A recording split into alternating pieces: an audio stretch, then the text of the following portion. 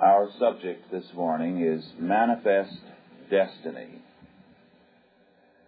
The western lands, as well as all the continent, was seen by the Americans from the very beginning as a new promised land. In biblical terms, they saw the land as a new Canaan, a land to be conquered by the people of God and made into the new Israel of God. The attitude, therefore, of the Americans towards the country from the beginning was thoroughly religious. Before them was a wilderness which had to be conquered from Satan and turned into a paradise. One of the early prayers that we find in the Jamestown colony here in Virginia gives us an echo of this faith. They prayed, and seeing, Lord, the highest end of our plantation here is to set up the standard and display the banner of Jesus Christ, even here where Satan's throne is. Lord, let our labor be blessed in laboring the conversion of the heathen.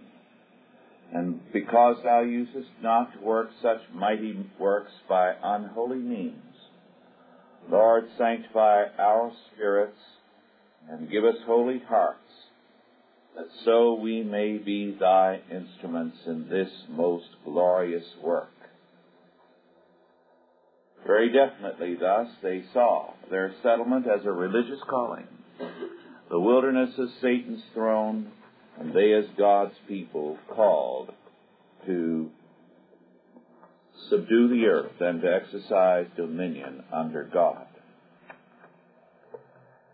And as a result, the Americans felt, in a sense, that they were bound for the promised land, working to establish the promised land upon the shores of America.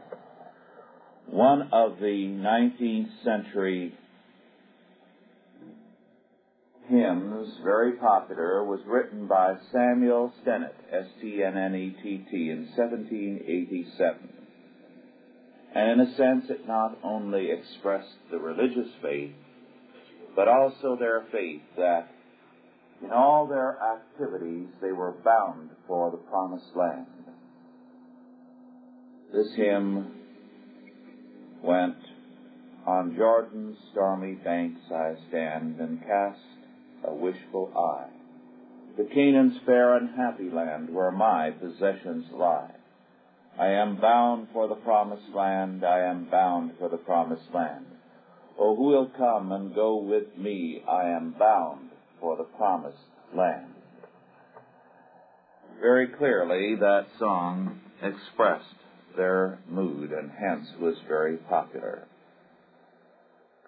We find also in one of the religious writers of the early 1800s an expression of this same kind of faith. As Americans were summoned to see their responsibility for the West, Lyman Beecher, in A Plea for the West, 1835, went to Scripture to find his justification for pleading for the conquest of the West in the name of God. And he referred to the problem of Nehemiah, the cynicism of people as he sought to rebuild the walls of Jerusalem. What, say they, do these Jews build? If a fox do but go up upon the wall, it will fall. The wall can never be converted to Christianity by the power of man. And full well do we know it. And most deeply do we feel it. And in all our supplications for aid, most emphatically do we confess our utter impotency. And could no power but the power of man be enlisted, it would be indeed of all experiments the most ridiculous and hopeless. But because man cannot convert the world to Christianity, cannot God do it? Has he not promised to do it, and selected his instruments, and commanded his people to be fellow workers with him? And hath he said, and shall he not do it? But as all great eras of prosperity to the church have been aided by the civil condition of the world and accomplished by the regular operation of moral causes, I consider the text, this was Isaiah 66:8, as a prediction of the rapid and universal extension of civil and religious liberty, introductory to the triumphs of universal Christianity. He went on to say, of course, it is predicted that revolutions and distress of nations will precede the introduction of the peaceful reign of Jesus Christ on the earth. The mountains shall be exalted, and he shall overturn and overturn and overturn, till he whose right it is shall reign King of nations, King of saints. It was the opinion of Jonathan Edwards, that the millennium would commence in America. When I first encountered this opinion, I thought it chimerical. But all providential developments since, and all the existing signs of the times, lend corroboration to it. But if this nation is, in the providence of God, destined to lead the way in the moral and political emancipation of the world, it is time she understood her high calling and were harnessed for the work. For mighty causes like floods from distant mountains are rushing with accumulating power to their consummation of good or evil. And soon our character and destiny will be stereotyped forever. It is equally plain that the religious and political destiny of our nation is to be decided in the West. There is the territory, and there soon will be the population, the wealth, and the political power. The Atlantic commerce and manufactures may confer always some peculiar advantages on the East, but the West is destined to be the great central power of the nation, and under heaven must affect powerfully the cause of free institutions and the liberty of the world. Now, this is quite an amazing prediction, in that there are those now, when the East is still the center, and half the population of the United States is between Chicago and New York and Connecticut and the Washington, D.C. area. Half of it is still in this very limited area. And yet there are those who are recognizing that as the Pacific world grows, and the nations of the Far East are beginning to become increasingly more and more important in every respect, the West will be progressively more and more a central area in the affairs of the nation. So Lyman Beecher says, it is important for us to go out and to colonize the West, to settle it, because through the West then we are going to have a greater influence on all of the world, and branch out, because the United States must have a mission to evangelize all nations. And so we have this kind of very emphatic emphasis on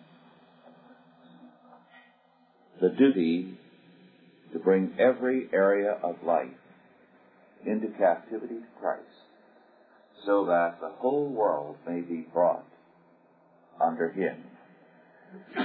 Moreover, he did not neglect education. He said experience has evinced that schools and popular education in their best estate go not far beyond the suburbs of the city of God. All attempts to legislate prosperous colleges and schools into being without the intervening influence of religious education and moral principle, and habits of intellectual culture which spring up in alliance with evangelical institutions have failed. Schools wane invariably in those towns where the evangelical ministry is neglected and the Sabbath is profaned, and the tavern supplants the worship of God. Thrift and knowledge in such places go out, while vice and irreligion come in. And so he called for education as a part, Christian education, of the necessity for conquering the continent as a part of fulfilling America's manifest destiny. And he repeats this over and over again. We must educate. We must educate, or we must perish by our own prosperity. If we do not, short from the cradle to the grave will be our race. In our haste to be rich and mighty, we outrun our literary and religious institutions. They will never overtake us. Now, some of his predictions about the future of America are very interesting, coming as they do from his belief in manifest destiny and his postmillennialism. He says of the West, now he's speaking of just the lands over the mountains, Kentucky, Tennessee, anything over the mountains was the West to him. This vast territory is occupied now by 10 states and will soon be by 12. 40 years since it contained only about 150,000 souls. Well, it now contains little short of 5 million. At the close of this century, if no calamity intervenes, it will contain probably 100 million. I was fairly close by 1900. A day which some of our children may live to see, and when fully peopled may accommodate 300 millions. It is half as large as all Europe, 4 times as large as the Atlantic states, and 12 times as large as New England. Was there ever such a spectacle, such a field in which to plant the seeds of an immortal harvest? So vast a ship, so richly laden with the world's treasures and riches, whose helm is offered to the guiding influence of early forming institutions. And so his prediction was, just for the West, not for the East and South, but just for the West, a population very easily of 300 millions as a means of furthering the glory of God. Now, he was not alone. For example, John L. O'Sullivan, not to be confused with John L. Sullivan, the heavyweight champion, wrote on the true title to Oregon, and again emphatically stated the doctrine of manifest destiny. Here, less religiously, less in a Christian sense. So he said of the Oregon Territory, and that claim is by the right of our manifest destiny to overspread and to possess the whole of the continent, which Providence has given for the development of the great experiment of liberty and federative self-government to us, entrusted to us. Now, he again predicted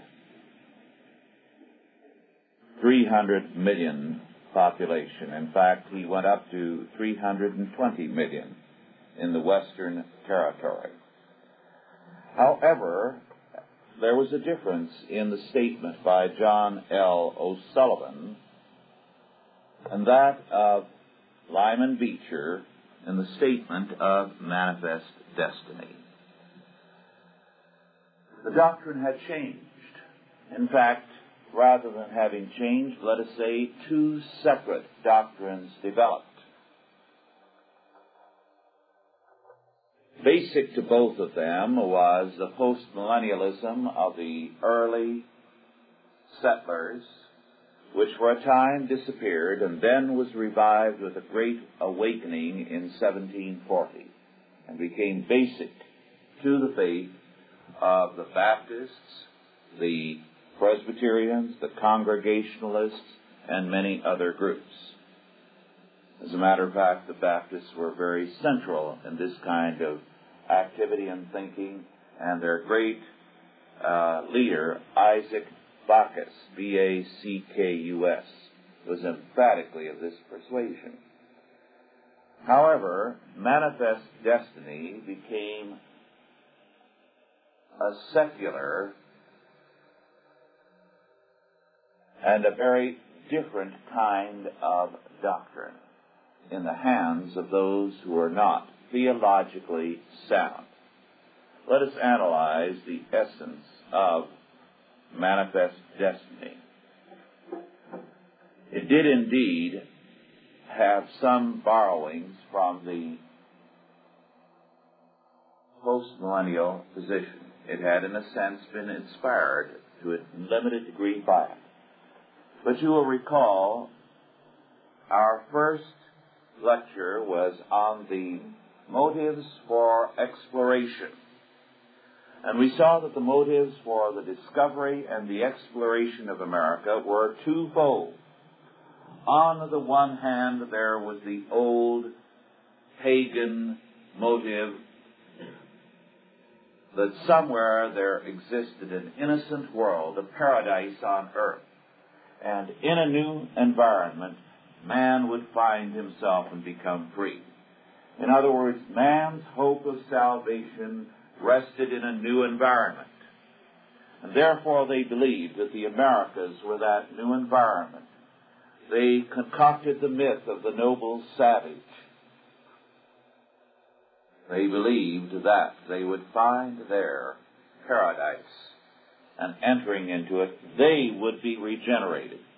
The regeneration of man by his environment. On the other hand, the Christian motive was a postmillennial faith that they had a duty to conquer the world and to bring all peoples, tribes, tongues into submission to Jesus Christ and to subdue the earth and to exercise dominion over it. Now, while Manifest Destiny had overtones of Christianity in that it developed in a Christian country and borrowed the terminology, it was to a large degree in the hands of men like O'Sullivan simply the old pagan faith. In fact, sometimes they spoke not of a new Jerusalem, but of a new Rome. A new Rome. Now, if you go across the United States and look at names,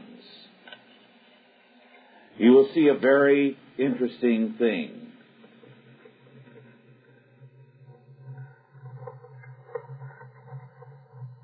Many of them will be biblical names. Salem, Massachusetts. Salem, Illinois. Salem, Oregon. You'll also find at times a Jerusalem. You will find a variety of biblical names given to cities. Eden. Can you think of any other names in any states you've lived in? There are biblical names given to towns. If you look in an atlas, you will find quite a few of them. On the other hand, other people, as they settled here and moved westward, gave names from Greece and Rome to cities because of their classical humanistic orientation. So they borrowed any name from the classical world. Athens, Georgia. Rome. Troy. Sparta. One name after another derived from classical culture, reflecting the humanistic yearnings, the humanistic dreams of these people. Now, with this background, let us examine this doctrine of manifest destiny in the hands of these more or less humanistically oriented people, with overtones of Christianity because of the Christian culture. First, the manifest destiny people held that they had a moral mission delegated by providence to conquer and Christianize a continent. Now, this sounds quite Christian. But let us continue. Second, America is predestined to this, they held, because of a superior faith and a superior government. Now, this introduces an element of pride, does it not? Which is definitely not in keeping with a godly position.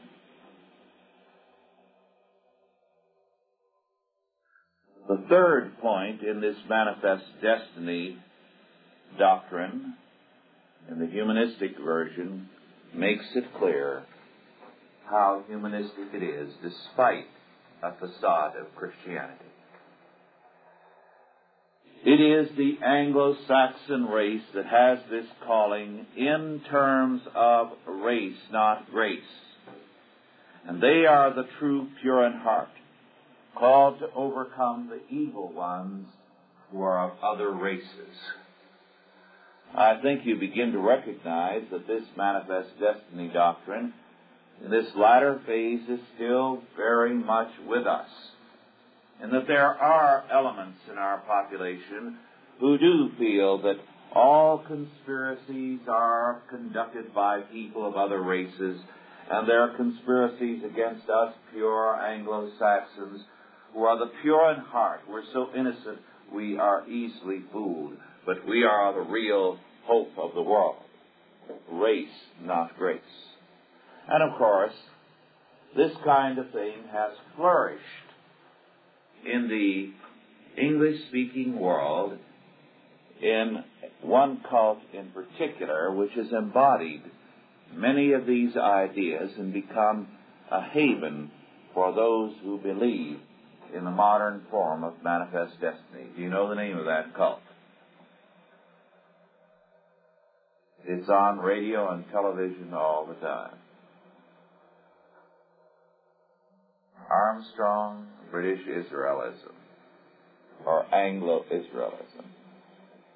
It's a form of this perverted doctrine of manifest destiny.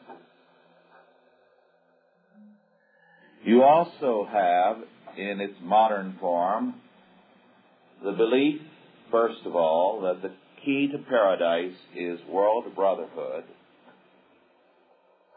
and second, that it is not grace, but love that will conquer the world. You're all familiar with that. It's been very much with us in recent years. Now, of course, in the biblical form, emphatically, the calling was of grace, and it was not of race, and it was thoroughly scriptural in its formulation. Now, early in American history, there were all kinds of expressions of this faith. We have, for example, Bishop Berkeley expressing the humanistic form, the humanistic motive, in his famous poem, Westward the Course of Empire, in the course of which he says,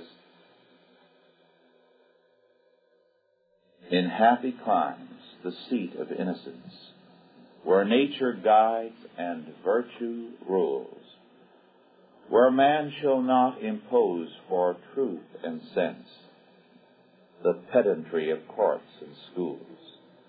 There shall be sung another golden age, the rise of empire and of arts. The good and great inspiring epic rage, the wisest heads and noblest hearts. Not such as Europe breeds in her decay, such as she bred when fresh and young, when heavenly flame did animate her clay, by future poets shall be sung. In other words, innocence is out there in the wilderness. Now, Berkeley should have known better, because he was in the Americas, and he knew what was out in the frontier: savages. But his faith made him believe that that was the area of innocence, whereas schools and courts represented pedantry, corruption. Civilization was corrupt, and the world out in the jungle, the wilderness, among savages was innocent. This was clearly the humanistic faith. Moreover, Tewson, in his book Redeemer Nation, which was to be one of our texts and just arrived yesterday, goes back all the way to Homer for an example of this kind of faith. Homer wrote that of all things of heavenly origin, like the glorious sun, move westward, and truth and art have their periods of shining and of night. Rejoice then, O venerable Rome, in thy divine destiny, for though darkness overshadow thy seats, and though thy mitred head must descend into the dust, thy spirit immortal and undecayed always spreads towards a new world, where, like the soul of man in paradise, it will be perfected in virtue more and more. Now, this is not the Greek Homer, but we won't go into that. However,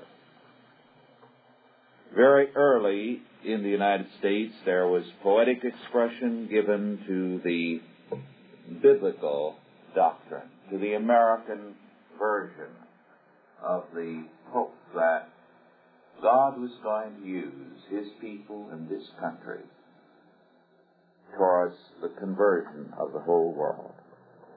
In 1771, before the War of Independence, Timothy Dwight, one of the great church leaders of America and scholars, wrote a poem entitled America. Instead of seeing America as a golden land, innocent before it was discovered, he portrays it as a dark area and wrote, "Sunk in barbarity, these realms are found, and superstition, hunger clouds around, or all impenetrable darkness spread her dusky wings and cast a dreadful shade. No glimpse of science through the gloom appeared, no trace of civil life the desert cheered. But furious vengeance swelled the hellish mind, and dark-eyed malice all her influence joined. Age after age rolled in deepening gloom, dark as the mansions of the silent tomb." You see the picture he gives of America before its discovery. It was all darkness. There was no light of science. And the Christians saw science because for them it was thoroughly Christian. In fact, men of science then were all Christian, as a light. They saw the gospel as a light. They saw civil government as a light. Instead, there was only savage vengeance. And so he says, at length Columbus, taught by heaven to trace far distant lands through unknown pathless seas, America's bright realms arose to view, and the old world rejoiced to see the new. O land supremely blessed, to thee 'tis given to taste the choicest joys of bounteous heaven. Thy rising glory shall expand its rays, and lands and times unknown rehearse thine endless praise. Incidentally, is it time for the class to adjourn? For those 5 minutes, all right. Now, Dwight continued, religion leads whole realms to worlds of joy, undying peace and bliss without alloy. And so, now because the gospel had come to this continent, its future was great. There were men here who had dedicated themselves to bringing the whole world into captivity to Christ. And so he says, hail, land of light and joy. Thy power shall grow far as the seas, which round thy regions flow. Through earth's wide realms thy glory shall extend, and savage nations at thy scepter bend. Around the frozen shores thy sons shall sail, or stretch their canvas to the Asian gale.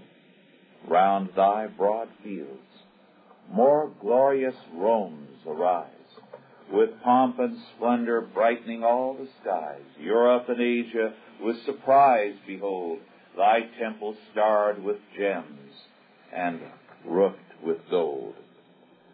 And so his vision of the future under the influence of Christian America was one in which no more on earth shall rage and discord dwell, but sink with envy to their native hell. Then an heavenly kingdom shall descend, and light and glory through the world extend, and every region smile in endless peace, till the last trump the slumbering dead inspire, shake the wide heavens, and set the world on fire. Now, Timothy Dwight was the grandson of Jonathan Edwards. And like his grandfather, Timothy Dwight felt that the millennium would spread abroad from America. America, in the fullness of time, would be conquered for Christ. And meanwhile, it would begin spreading the gospel to the far corners of the world until the whole world was one. Hence o'er all lands shall sacred influences spread, warm frozen climes, and cheer the death-like shade to nature's bounds, reviving freedom's reign, and truth and virtue light the world again. And so as he spoke to America, or Columbia, Columbia, Columbia, to glory arise, the queen of the world and child of the skies. Thy reign is the last and the noblest of time. Most fruitful thy soil, most inviting thy clime. Let the crimes of the east ne'er uncrimson thy name, be freedom and science and virtue thy name. As the dayspring unbounded, thy splendor shall flow, and earth's little kingdoms before thee shall bow, while the ensigns of union in triumph unfurled hush the tumult of war and give peace to the world. Now, this is the kind of faith these men had, emphatically. And it would be easy to go on and cite, and when you read this, you will see the development, even though this man is not theologically of our persuasion nor a Christian. Still, and despite his confusion of some theological points, he is aware of the very great impetus this faith gave to America, and also aware of the changes that took place. One of the men of the day, and we just have a brief moment or two, was David Humphreys, an aide and a protege of George Washington. And Humphreys similarly held that there would be and wrote poems on the glory that would come in a Christian America. Then cities rise and spiry towns increase, with gilded domes and every art of peace. Then cultivation shall extend his power, rear the green blade and nurse the tender flower. Then shall rich commerce court the favoring gales, and wondering wilds admire the passing sails. Where the pomp ships the stormy Huron brace, where wild Ontario rolls the whitening wave, where fair Ohio his pure current pours, and Mississippi laves the extended shores. However, as Tucson points out, there were other versions. Now, we have a better understanding because of our Christian background. These were a revival of the humanistic motive. And in Herman Melville, in White Jacket, the book that preceded Moby Dick, he expressed the manifest destiny faith. But he said, although he speaks in somewhat Christian language at times because he was church-reared, God is predestined, mankind expects great things from our race, and great things we feel in our souls. We are the pioneers of the world, the advance guard, sent on through the wilderness of untried things, to break a new path in the new world that is ours. But now, the humanism, the total humanism comes out. Long enough have we been skeptics with regard to ourselves, and doubted whether indeed the political Messiah had come. But he has come in us, if we would but give utterance to his prophets. And so, here is manifest destiny. Here is a faith that is analogous to the whole idea of the Anglo-Israelites. We are the political Messiah. Now there was another religious group which gave voice to the same kind of humanistic faith, and with that we will close. The Mormons. They expressed the same faith.